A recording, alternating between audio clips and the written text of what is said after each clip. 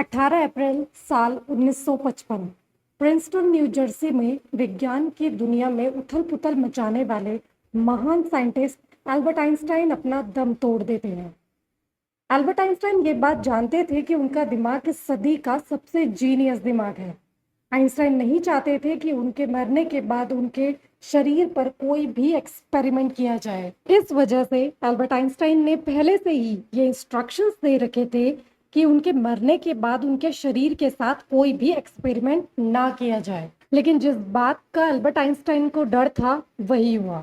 Einstein के देहांत के बाद प्रिंसटन हॉस्पिटल के चीफ पैथोलॉजिस्ट थॉमस हार्वी को ये रिस्पॉन्सिबिलिटी दी गई कि वो एल्बर्ट आइंस्टाइन की बॉडी की ऑटोप्सी करके ये पता लगाए कि आइंस्टाइन की डेथ के कारण क्या था। डॉक्टर हार्वी के दिमाग में ये था कि आइंस्टाइन के दिमाग में कुछ तो है जिसकी वजह से वो इतने ब्रिलियंट थे। आइंस्टाइन के दिमाग को जानने के लिए हार्वी ने उनके दिमाग को निकाल दिया और चुरा लिया।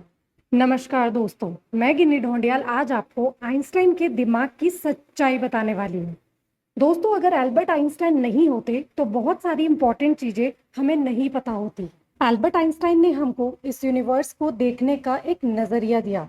आइंस्टाइन की थ्योरी ऑफ रिलेटिविटी की वजह से ही हमें ये पता चला कि टाइम क्या है, यूनिवर्स में टाइम किस स्पीड से चलता है और कैसे स्पीड टाइम को स्लो करती है, कैसे टाइम ट्रेवल पॉसिबल है। एल्बर्ट आइंस्टाइन ने अपने प्रिंसिपल्स उस टाइम में दुनिया को दिए जब टेक्नोलॉजी ज़्यादा एडवांस नहीं थी।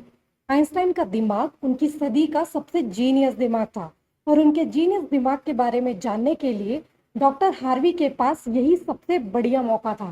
बाद में प्रिंसटन हॉस्पिटल को डॉक्टर हार्वी की इस चोरी का पता चला तो उन्होंने उनको जॉब से निकाल दिया और उनका मेडिकल लाइसेंस भी रद्द कर दिया। फिर बाद में डॉक्टर हार्वी ने एल्बर्ट आइंस्टाइन के बेटे हॉन्स एल्बर्ट से आइंस्टाइन के दिमाग पर एक्सपेरिमेंट करने के लिए कानूनी तौर पर अनुमति ली। डॉक्टर हार्वी ने आइंस्टाइन के ब्रेन के बहुत सारे फोटोग्राफ्स लिए।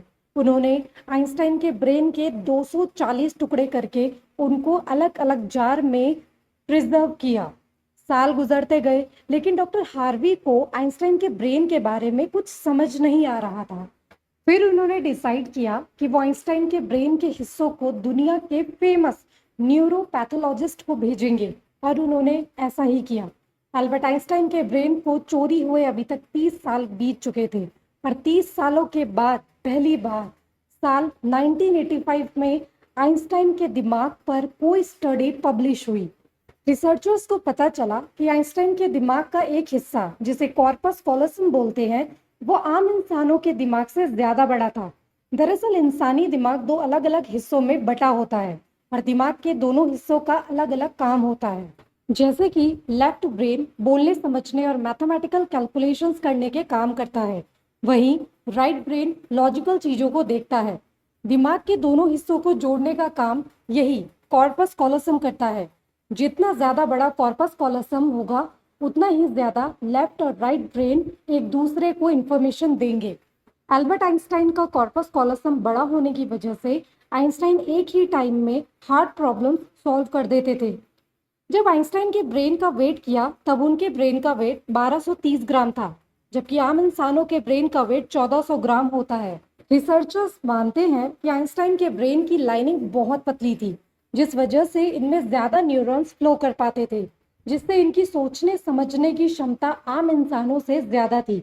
इसी वजह से एल्बर्ट आइंस्टाइन मैथ्स के प्रॉब्लम को बिना पेन पेपर के अपने माइंड में ही सॉल्व कर देते थे। लेकिन सबसे बड़ा सवाल ये है कि क्या एल्बर्ट आइंस्टाइन बचपन से ही इतने ब्रिलियंट थे या बाद में हुए।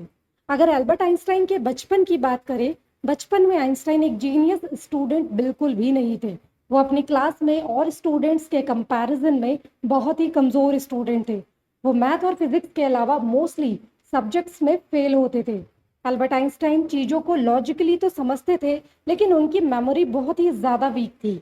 आइंस्टाइन ने 14 साल की उम्र में इंटीग्रल और डिफरेंशियल की कैलकुलेशन में महारत हासिल कर ली थी।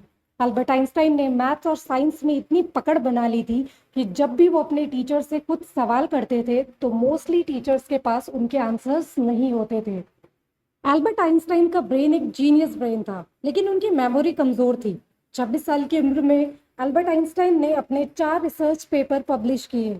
जिनमें उन्होंने यूनिवर्स को समझने का एक नजरिया दिया। आइंस्टाइन ने पूरे यूनिवर्स को समझाने के लिए एक छोटी सी इक्वेशन बनाई जिसे हम बोलते हैं E=mc²। बाद में हमको गिल्ट हुआ कि उन्होंने ये इक्वेशन क्यों बनाई, क्योंकि इसी इक्वेशन की हेल्प से परमाणु बॉम्ब्स और बहुत सारे जानलेवा चीजें बनाई गई। एल्बर्ट आइंस्टाइन का जीनियस दिमाग आज भी अमेरिका के म्यूजियम में रखा गया है। देखिए, आइंस्टाइन का दिमाग बचपन से इतना ब्रिलियंट नहीं था। जब आइंस्टाइन छोटे थे तो वो अपने दिमाग से बहुत काम करवाते थे।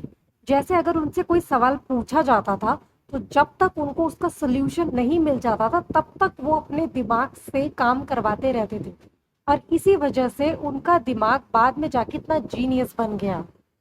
और जब उन्होंने इतनी छोटी उम्र में अपने दिमाग से इतना वर्कआउट कराया तो बाद में जाके उनका दिमाग उसी हिसाब से ढल गया और उनका दिमाग बहुत ज़्यादा जीनियस हो गया। अगर आपको मेरी वीडियो पसंद आई तो इसे लाइक और सब्सक्राइब करना ना भूलें। धन्यवाद।